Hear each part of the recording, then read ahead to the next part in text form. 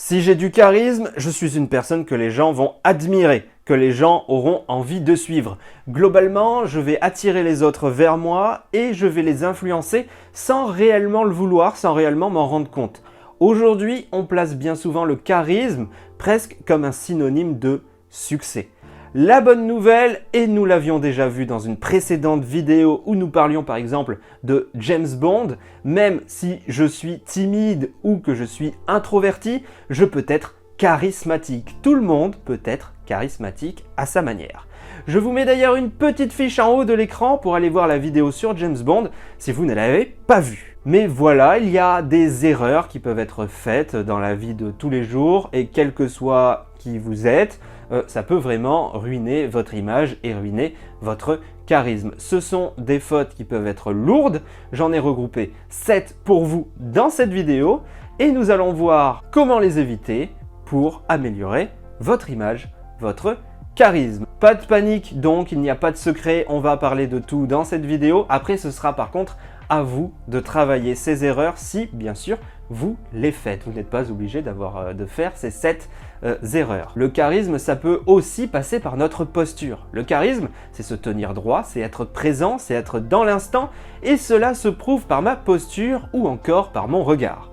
Ici, c'est donc ma propre image que je renvoie. Si je me tiens droit avec un regard assuré, je donne la sensation que j'ai confiance en moi et que je sais ce que je fais là. Alors attention aux extrêmes, le regard il est important, mais il ne faut pas que je mette mal à l'aise les personnes qui sont autour de moi en les dévisageant. Je suis présent, je regarde les personnes, mais je ne les fixe pas pour autant. Avoir du charisme, en fait, ça ne signifie pas non plus écraser les gens ou les mettre mal à l'aise. Donc l'idée, ce n'est vraiment pas de sortir un regard dédaigneux, par exemple, d'on ne sait où pour essayer de se montrer meilleur ou de se montrer supérieur. Être charismatique, c'est juste se montrer confiant, notamment en passant par la posture. Si j'ai du charisme, j'ai donc confiance en moi et en mes capacités. Une personne qui sera à l'encontre de cela aura tendance à toujours vouloir essayer de remplir les blancs dans une conversation et donc à trop parler. Erreur encore plus grave, celle de parler vite.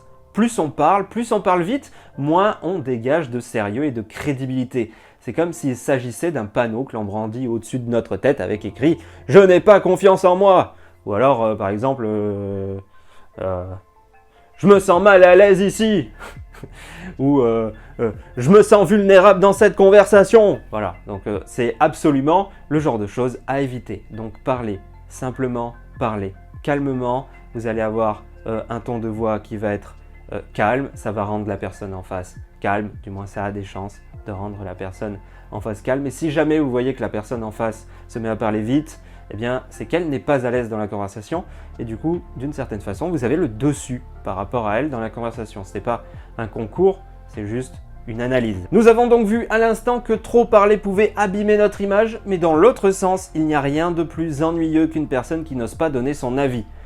Par exemple, je suis avec 3 amis, donc on est 4, on est en cercle, on se demande où est-ce qu'on va manger.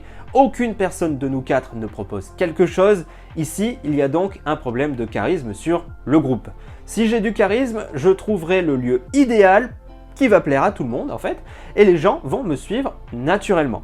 Alors attention, donner son avis ne se limite pas à ça, mais aussi à véritablement exprimer ce que l'on peut penser de telle ou de telle situation. Avec du charisme, je n'ai pas peur de dire que je n'aime pas quelque chose, ou au contraire que je vais aimer quelque chose même si ça va à l'encontre du groupe. Et donc, je ne vais pas me soucier du regard des autres. Je suis honnête avec moi-même, j'aime quelque chose, je le dis, je n'aime pas quelque chose, je le dis. On en parle régulièrement, une vidéo elle a même été portée intégralement sur le sujet. Je peux vous mettre encore une fois une fiche en haut de l'écran si vous voulez aller la voir. Si j'ai du charisme, je ne vais pas chercher à me justifier. C'est une erreur qui reste encore beaucoup trop fréquente.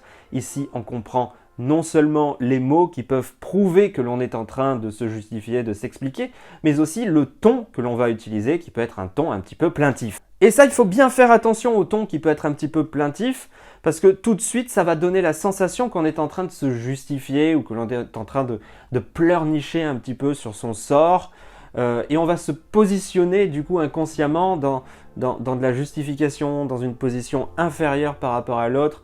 On se sent écrasé par la vie, voilà. Et donc souvent c'est un petit peu le personnage un petit peu de tête à claque qu'il peut y avoir dans un groupe. Donc lorsqu'on se justifie, c'est qu'on argumente nos choix, donc qu'on soit bien d'accord là-dessus. C'est une pratique qui n'a pas de subtilité, c'est une pratique sans subtilité qui prouve que l'on recherche l'approbation de la personne en face. On vient d'échouer, on est là sur un ton un petit peu pleurnichard, on a besoin que la personne en face nous dise « Non mais c'est vrai que c'était difficile, non mais c'est vrai que c'est pas facile », voilà. Et donc non, il faut assumer son échec, on n'a pas assez travaillé, on a échoué, voilà, c'est tout, point à la ligne. Ce point-là, pour certaines personnes, ça peut être difficile, pour d'autres, ça peut être facile, mais l'humour est une véritable arme de la personne charismatique. Pour autant, certaines personnes voient leur humour un petit peu jouer contre eux. Donc, je dirais ici que l'humour d'une personne charismatique, c'est un humour qui va être bien dosé. C'est donc une arme pour faire preuve de son charisme en sachant le poser au bon moment. C'est savoir quand faire une blague ou au contraire, ne pas la faire. Savoir ce qui fera rire ou ce qui ne fera pas rire. Personne n'est à l'abri d'un flop avec une blague, même une personne qui a du charisme. Sauf que si j'ai du charisme, j'aurai peut-être aussi plus de facilité à rebondir après l'échec de cette dernière, arrivant même parfois à créer de l'humour avec cet échec, et donc sur une propre réflexion que je ferai à haute voix de mon échec ou autre. Donc ça peut paraître flou, je le sais, j'en ai tout à fait conscience. L'humour, c'est un sujet qui peut être assez complexe, même assez sérieux. Hein. L'humour, c'est quelque chose de sérieux dans la forme quand on cherche à l'étudier. Et comme je l'avais dit, je n'attends que vos demandes pour y consacrer des vidéos dessus, donc n'hésitez pas à le dire en commentaire. Si j'ai du charisme, je sais donc de quoi parler et quand le faire, mais surtout je ne cherche pas à parler du comportement ou de ce qu'a pu dire telle ou telle personne. En revanche, je peux parler de ce que je pense, moi, personnellement, ou de mes ressentis personnels. Il y a une différence entre « ce mec est vraiment con » et « je n'ai pas l'impression qu'il sache où il va ».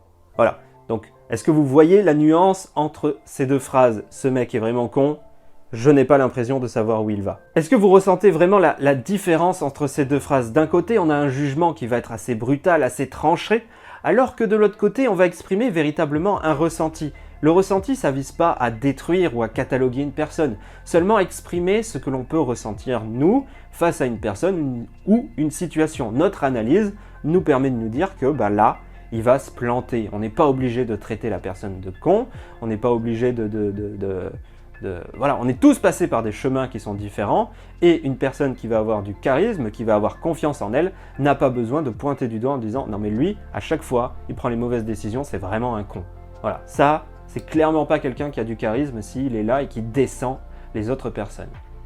Globalement, quand on a du charisme, donc, on ne cherche pas à rabaisser quelqu'un ou les opinions de quelqu'un. On n'en a pas besoin, on a confiance en nous, on n'a pas besoin de prouver qu'on a raison particulièrement pour avancer dans notre propre vie. Alors ça peut paraître anodin et c'est pour ça qu'on en parle en fin de vidéo. Si j'ai du charisme, je vais contrôler mes émotions et je les montre le moins possible.